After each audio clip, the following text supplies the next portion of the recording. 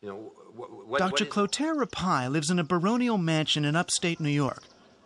Price-quality relationship. Fortune 500 companies and their advertising agencies flock there to drink French champagne, admire Rapaille's many cars, and listen with rapt attention to his insights on the irrational mind of the American shopper. And we have to understand for each product what is the dynamic behind that. What is it that people are really buying there? We still have people that buy things that they don't really need. What sets Rapaille apart from many other market researchers is his belief that consumers are driven by unconscious needs and impulses. My experience is that most of the time, people have no idea why they're doing what they're doing. They have no idea. So they're going to try to make up something that makes sense. Rapaille claims that there are unconscious associations for nearly every product we buy, buried deep in our brains. One of my discoveries was that when you learn a word, whatever it is, coffee, love, mother, the first time you understand, you imprint the meaning of this word, you create a mental connection. And so actually every word has a mental highway. I call that a code, an unconscious code in the brain.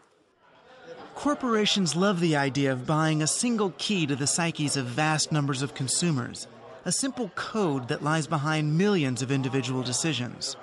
Rapaille gave up psychiatry and says he has never looked back.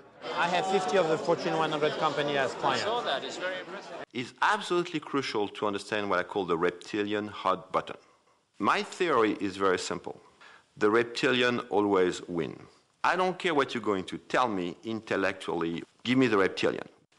Over the years, Rapaille has told car makers to beef up the size of their SUVs and tint the windows because the code for SUVs is domination.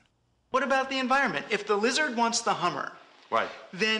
and the lizard's not going to listen to the environmentalist, Right. then isn't it our job as aware people to get the reptile to shut up and appeal to the cortex, All right. to appeal to the mammal? Now you see, the problem is that if you think, right, the people that want to do good, not always do good.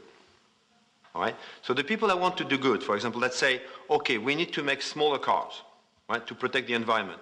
Then nobody buys this smaller car. Why? Because they're too small. So then the result, if they're going to try... Looks like I'm not going to win this one. After all, it's hard to argue against the reptilian brain. The problem is we have to understand the unspoken needs of the people. It works. Good marketing research works. When we say it works, it means that marketers understand the real need of the customers, sometimes unspoken, and they deliver. Give me what I want.